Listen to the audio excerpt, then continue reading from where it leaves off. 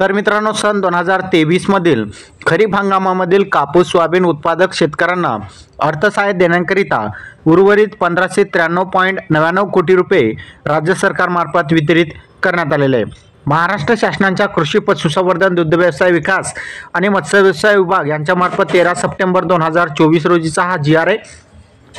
या GR अंतर्गत राज्यातील शेतकऱ्यांना आता लवकरच सोयाबीन कापूस अनुदानाचे पैसे शेतकऱ्यांच्या खात्यामध्ये जमा होणार आहे।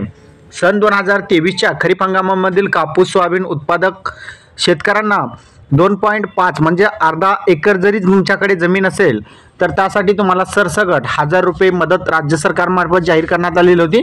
आणि तुम्हाला जर अर्धा एकर पेक्षा आणि 2 हेक्टर पर्यंत जर मर्यादा असेल तर तुम्हाला प्रति हेक्टरी 5000 रुपये मदत राज्य सरकारने जाहीर केलेली होती। यासाठी कापूस उत्पादक शेतकऱ्यांसाठी 1548.34 कोटी रुपये तर सोयाबीन उत्पादक शेतकऱ्यांसाठी 2646.34 कोटी रुपये असे एकूण 4194.68 कोटी रुपये खर्च करण्यास राज्य सरकारने मान्यता दिलेली होती।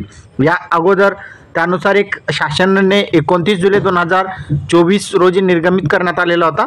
आता आपण बघितलं तर या अगोदर 60% रक्कम म्हणजेच 2516 कोटी 80 लाख एवढा निधी राज्य सरकारने या अगोदर वितरित केलेला होता आणि उर्वरित निधी जो आहे आज राज्य सरकारने वितरित केलेला आहे।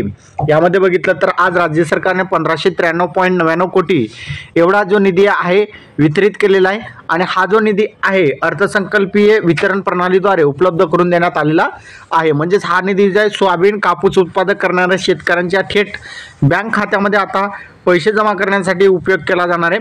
त्यामुळे ज्या शेतकऱ्यांना आता सोयाबीन कापूस अनुदानासाठी पात्र आहेत आणि KYC केलेली आहे अशा शेतकऱ्यांच्या बँक खात्यामध्ये लवकरच हा जो निधी आहे थेट त्यांच्या बँक खात्यामध्ये जमा होणार आहे। त्यामुळे ज्या शेतकऱ्यांना अद्यापर्यंत त्यांच्या बँक खात्याला आधार नंबर लिंक केलेला नसेल तर लिंक करून घ्या, कारण की हे जे पैसे तुम्हाला DBT अंतर्गत प्राप्त होणार आहे। हा व्हिडिओ तुम्हाला कसा वाटला कमेंटमध्ये सांगायचा विसरू नका। चॅनलवर नवीन असाल चॅनलला सबस्क्राईब करा। असाच महत्त्वपूर्ण व्हिडिओ तुम्हाला रोज मिळत जातील। धन्यवाद।